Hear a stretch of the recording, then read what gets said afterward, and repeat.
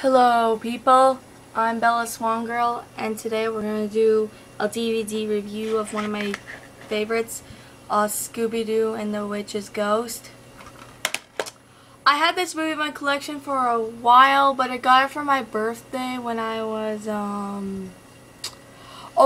was 13, and I was a huge fan of Scooby Doo when I was a kid, and yeah. And this one was pretty fun, and it is a good movie. There it has the stars and the voice talents. Tim Curry, who was the Pennywise clown in Stephen King's It. I will probably be doing a movie review on that. So I don't know what other videos I might be doing because I've been busy lately making videos. And I got some stuff, and the next video, I don't know what my next video will be, but and it's got Jennifer Hale. I think she was the voice of Sam in Totally Spies. Totally Spies was my favorite show, and I watched Scooby Doo when I was around 6 or 7. I was a huge fan of that when I was a kid.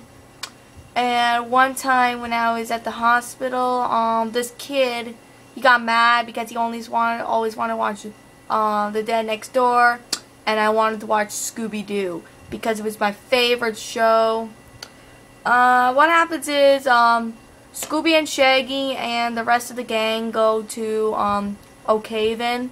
They have an autumn fest, and they have this band called the Hex Girls. And Shaggy and Scooby go to the diner, and they were played by I think Billy West. I think he was in this one. I don't know. I think he is. I don't know if he was in this one. But Alien Invaders or Zombie Island will be next. So yeah. And I'm gonna let you see the back of this. I'm gonna bring it a little closer so you can see. I'll be showing you the DVD at the end so you guys can get it. And then they go out, and then they wait for a while for the ghost, but the witch's ghost came. And Ben Ravencroft, Tim Curry was Ben Ravencroft.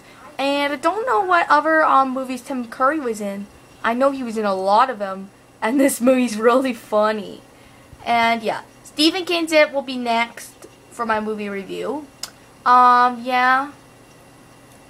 And there's some parts that are stupid, but some parts are gonna be funny. Some parts are funny in this movie, some parts are dumb. Well, let me take a look at this again. I love the DVD cover, and it's a full-length movie edition. And Ben Ravencroft was upset about the book because his I think his sister or something like that, or his daughter, well, her name was Sarah Ravencroft, and she died years ago, and she was wanting her book because that's all the patients she cured with, and she was upset with the book, and people were saying that she was a witch, but she wasn't, and yeah. And then the green flashing was way over there, and then the gang go see what was there, but before that happened, Shaggy and Scooby Doo get chased by a ghost. Oh, that's not the witch's ghost. That was probably a costume, I can tell. And then the green flashing, and she was throwing fireballs, and then Daphne and Fred spotted trees that were straight lined like that on top, and they were all broken down, the branches. And then they meet the band called the Hex Girls. Let me take a look again. Who is the voice of one of the Hex Girls? I can't remember, but Jennifer Hale was in there. Jennifer Hale was the voice of Thorn. I don't know what other voice actresses were the voice of the other Hex Girls. I don't know who's the voice of Dusk or Luna, but they were the Hex Girl members. And then Daphne and Fred goes to see what they're up to. The other rest of the gang go and go see what where the witch was. They found the shed and they found a cherry picker. And then the girls come back to the stage a few minutes later with Scooby and the gang.